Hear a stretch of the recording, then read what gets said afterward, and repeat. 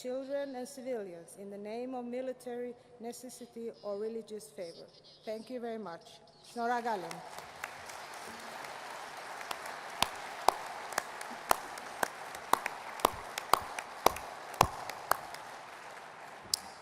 Merci Isabelle pour cette belle réflexion et ce beau témoignage.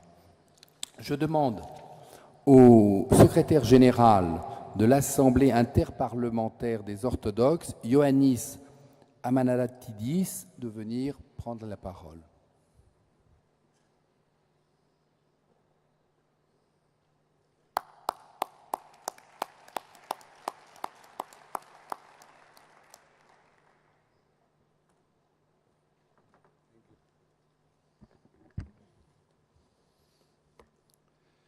Excellencies, ladies and gentlemen, colleagues, as the Secretary and Head of the International Secretariat of the Interparliamentary Assembly on Orthodoxy, I am extending warm collegial greetings this distinguished day of remembrance.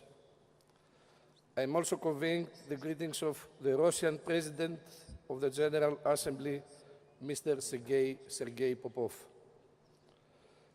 The Interparliamentary Assembly on Orthodoxy is a political organization of parliamentarians founded 23 years ago and seated in the Hellenic Parliament in Athens. It consists of official delegations of approximately 25 parliaments and several parliamentary groups of MPs directly related to the Eastern Christian Orthodox tradition. The Armenian Parliament is one of the founding members of the Interparliamentary Assembly on Orthodoxy and has been participated in its organs for 23 years. We trace the social discourse of Christianity and the ecumenical dimension and perspective of Orthodoxy, which is indeed inherent in its presence over time. Ladies and gentlemen, colleagues, this year we remember two events that have been destructive for the course of humanity. One is the genocide of Armenians 100 years ago. The other is the end of the Second World War 70 years ago. Two events that have been hard for all of us. Two historical acts of barbarism and destruction. The genocide of the Armenians is the first genocide of the 20th century, with the systematic annihilation of 1.5 million people by the Ottoman state. However, this was not the only onerous and atrocious extermination committed by the Ottoman state. In the beginning of the 20th century, particularly the period 9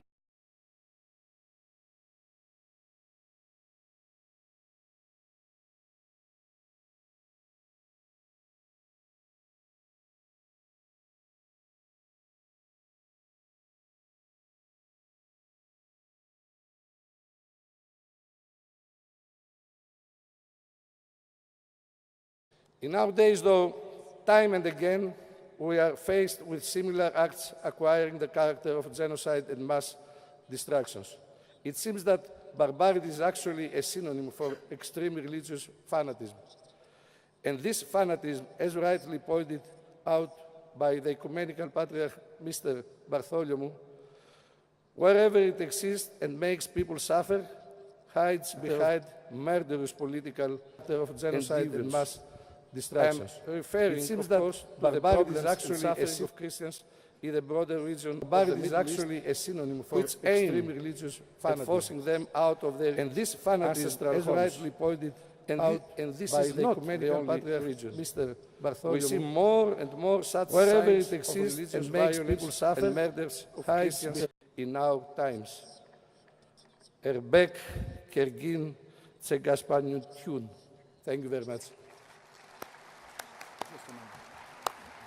And this fanatism, as rightly pointed And, Ah, and this by is the not the ecumenical only... patriarch. Merci beaucoup. C'était une très juste observation. On ne peut pas donner son pardon à celui qui ne le demande pas. Ce serait non seulement une absurdité, mais une lâcheté. À ce stade, je cède la présidence à la baronesse Caroline Cox.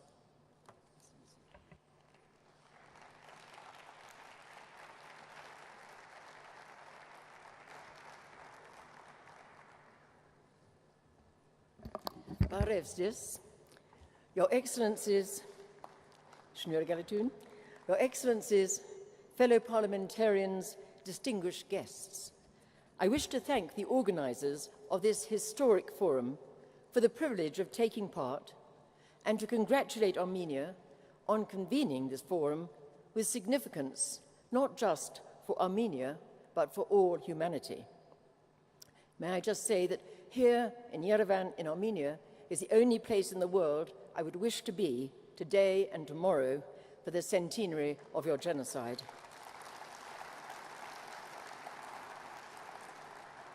I also wish to thank you for the privilege of and for the opportunity to make a very brief contribution at this historic, somber time for the Armenian people and for all people who care about truth, justice, and freedom. While I'm deeply grateful to share these events, which are so important in horrendous suffering of the victims of the Armenian genocide, and hearing the testimonies of many world-class scholars highlighting the fundamental importance of recognition of that genocide, I have to say that I am personally deeply sad that I am a member of a parliament, the Parliament of the United Kingdom, whose government now refuses to recognize the Armenian genocide. I believe that is a shame. But may I a little more happily mention that two parts of our United Kingdom, Wales and Scotland, have recognized the Armenian genocide. I applaud them and all national governments which have done so. May I also say that I greatly appreciate your inclusion in this forum of the recognition of other genocides, including the Rwandan genocide, and Esther's powerful testimony yesterday eloquently brought home to us the horrors perpetrated against her people and also the hope emerging from those horrors. But we here are committed to the recognition of genocide, and we must recognize all contemporary genocides. Some are so much off the radar screen of politics and media that they have not even received a mention here. And in all honor, I feel I must mention one which has not been mentioned, the genocide currently being perpetrated by the government of Sudan, whose president, al-Bashir, indicted by the International Criminal Court, has declared his intention to turn the Republic of Sudan into a united Arabic Islamic nation and is carrying out genocidal policies against the African peoples, against Christians and against those Muslims who do not share his ideology. Earlier this year, I visited Blue Nile State in Sudan. I witnessed the effects personally of another contemporary genocide, constant aerial bombardment of civilians, Antonov planes deliberately bombing Տակից տանում մաքուր, բայց ինչքան հնարավոր էր դա։ 500,000 people displaced, hiding in caves with deadly snakes or in riverbanks. And those deadly aircraft now come at night with searchlights to kill by night as well as by day. That is a forgotten genocide. May we record it here in this forum committed to recognizing genocides past and present.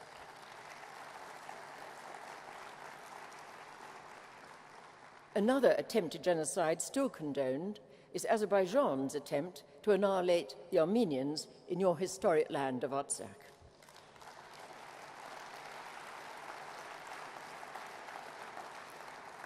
I wish to say what a privilege it was to be with your people so many times when you were holding a front line of faith and freedom for the rest of the world. Thank you, the Armenians of Artsakh.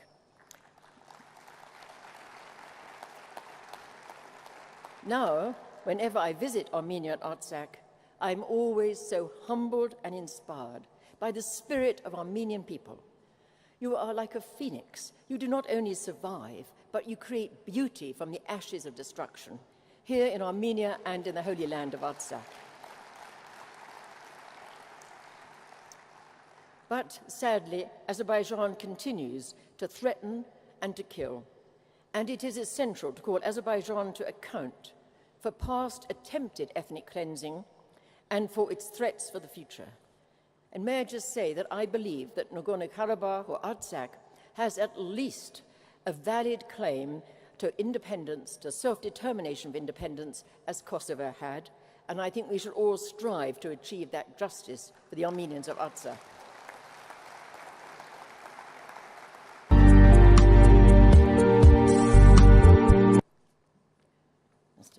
I'm so passionate, I've lost my page. But here, in this very important forum, we have heard the enormous significance of recognizing the truth, the recognition of the truth, crucial for reconciliation, for healing, and for deterrence.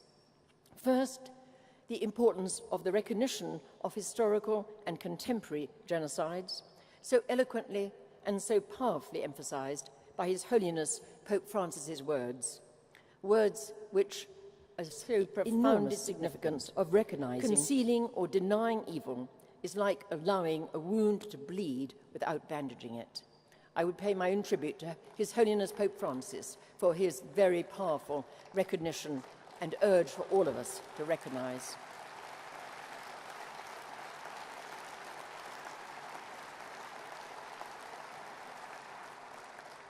Secondly, it is also, I believe, in the interest of the Turkish people themselves to acknowledge the truth of this part of their history. And I do appreciate the contribution of your speakers from Turkey for this forum. Some years ago, I would like to really put on record my great admiration for those speakers. Some years ago, I visited Turkey on a lecture tour, and I met many of my professional colleagues who fully understood the nature of the genocide, and they stated their wish again and again that their government would do so.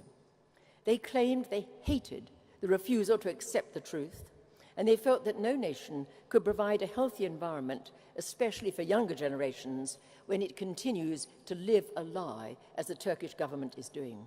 I heard that from my Turkish professional colleagues, and I respect them for it. But also, of course, it is important to remember and to honor those Turkish people who helped the suffering Armenians, saving lives or alleviating suffering, often at great personal risk, during the horrors of the perpetration of genocide. And also all Turkish people who've had the courage to acknowledge genocide, sometimes, as we know, paying the ultimate price for truth, such as Hrant Dink.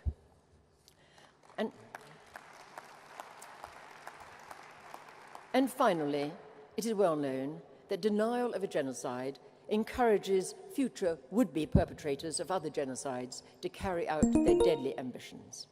Most notoriously illustrated, and we've heard this quotation so often, Hitler's horrendous decision to send his death head units to kill without mercy Polish men, women, and children with those infamous words, who, after all, speaks today of the annihilation of the Armenians.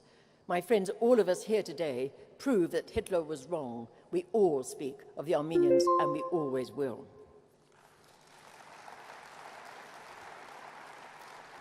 So today, in this conference, we call all people who care for truth, freedom, and justice to persist in memorializing the Armenians and others who perished in the Armenian genocide, and to speak out on behalf of all those who continue to suffer genocides, recognized or unrecognized, in our own day. With God's help, we will never forget, nor will we ever be silent, while genocides are unrecognized, condoned, and continued. We who have freedom have an obligation, and particularly our parliamentarians who have democracies, have an obligation to use our freedoms on behalf of those who are denied them. And thank you, and God bless you for this wonderful forum and your people. Shnura Galen.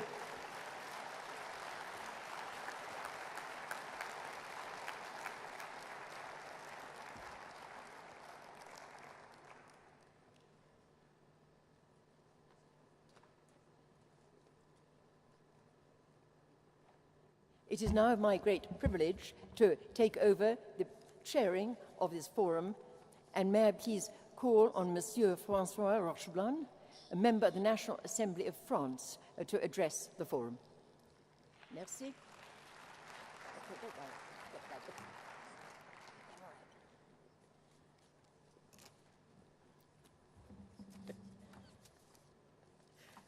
Thank you, you're so generous.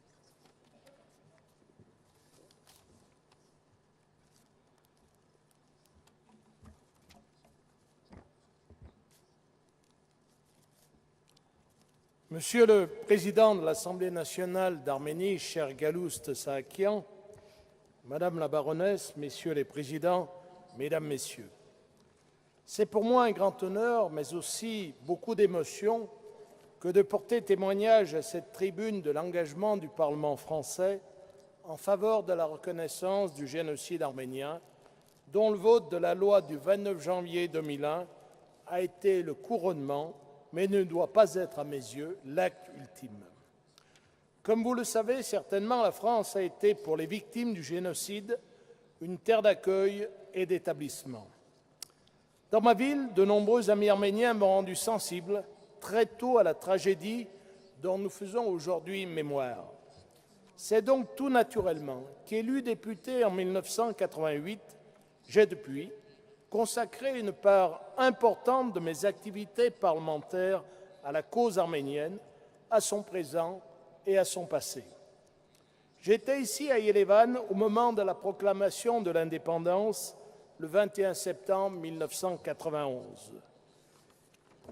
Par ailleurs, je demeure solidaire de la lutte pour la souveraineté du peuple de l'Artsakh, où je me rendrai d'ailleurs la semaine prochaine à l'occasion des élections législatives, et auquel le pogrom de Sumgait a hélas montré que les forces mauvaises à l'œuvre en 1915 pouvaient hélas ressurgir dans leur violence la plus sauvage.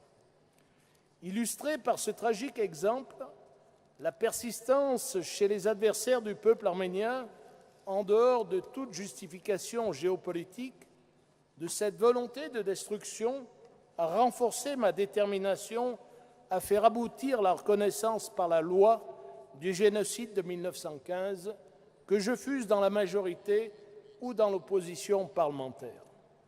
J'ai participé activement aux débats qui ont conduit à l'adoption une première fois par l'Assemblée nationale, c'était en mai 1998, d'une proposition de loi prévoyant cette reconnaissance. Mais surtout, je suis fier d'avoir été le rapporteur, 3 ans plus tard à l'Assemblée nationale, de la proposition de loi adoptée au préalable par le Sénat, qui à nouveau décidait de reconnaître le génocide arménien le 18 janvier 2001, par un vote unanime avec la participation active de mes collègues, bien sûr Patrick Devedjian, mais aussi André Santini, absent ce matin, mais qui est représenté ici par Atur Kadjian, que je salue